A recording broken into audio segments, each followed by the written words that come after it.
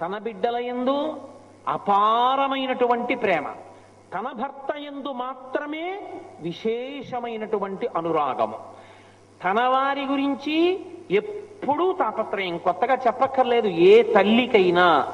మహానుభావుడు బసవ పురాణం చేస్తే ఓ మాటకి సోమనాథుడు ఓ మాట అన్నాడు, ఒక మొగ్గలో సౌరభము లేదు.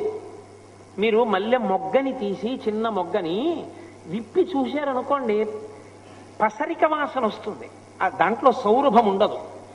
అదే చిన్న మల్లె మొగ్గ ఇంత మల్లె మొగ్గ అయి సంధ్యాకాలంలో విచ్చుకున్నప్పుడు మీరు వాసన చూశారనుకోండి, మీరు వాసన చూడక్కర్లేదు, దగ్గర నిలబడితే సౌరభం వస్తుంది. మొగ్గలో లేని సౌరభము పువ్వుగా ఉన్నప్పుడు ఎలా వచ్చింది? అంతే, అది సృష్టి రహస్యం, అది ఎవరికీ తెలియదు. మొగ్గగా ఉన్నప్పుడు పసరిక వాసన, పువ్వుగా ఉన్నప్పుడు విశేష సౌరభం. ఆమె తన అక్కకి కొడుకు పుట్టినప్పుడు ఉసే కొంచెం వీడిని ఇలా పట్టుకోదే, వీడు మల విసర్జన చేశాడంటే వాడిని ఇలా పట్టుకుని చీచి చీచి చీచి ఏమిట్రా అంటుంది.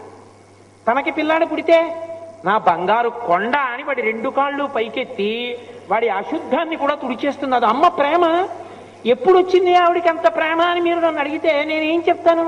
మల్లె మొగ్గలో పసరికతనం పోయి మల్లె పువ్వులో సౌరభం వచ్చినట్టు మాతృత్వముతో పాటు ఆ ప్రేమ వచ్చేస్తుంది అంతే.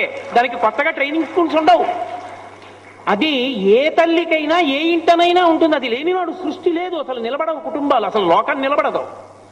కాబట్టి అమ్మవారికే కాదు ప్రతి ఇంట ఉంది ఇది. అమ్మవారి అంశ ఉంది ప్రతి స్త్రీలో, అయ్యవారి అంశ ఉంది ప్రతి పురుషుడిలో.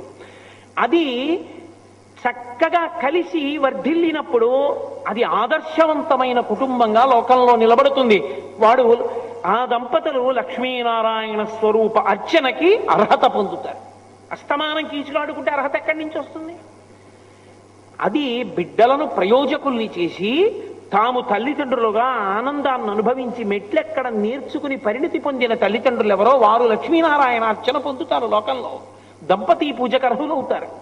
కనుక శంకరులు అంటున్నారు, విశాల నీలోత్పల లోచనాయై, అమ్మవారి కన్ను నల్ల కలువవలె ఉన్నది అన్నప్పటికీ అందులో ఇన్ని లక్షణములు ఉన్నాయి. భక్తుల్ని కాపాడగలిగినటువంటి లక్షణము ఎప్పుడూ ఉంటుంది. అసలు ఇంకా చిత్రం ఏమిటో తెలుసా? అమ్మవారి కన్ను ఎంత జాగ్రత్తగా చూస్తూ ఉంటుందంటే బాహ్యాన్నొక్కదాన్ని చూస్తూ ఉండడం కాదు, ఆంతరమును కూడా చూస్తూ ఉంటుంది, లోపలికి చూస్తూ ఉంటుంది. వీడు ఏ ఆర్తి పొందుతున్నాడు, ఏ తాపత్రయాన్ని పొందుతున్నాడు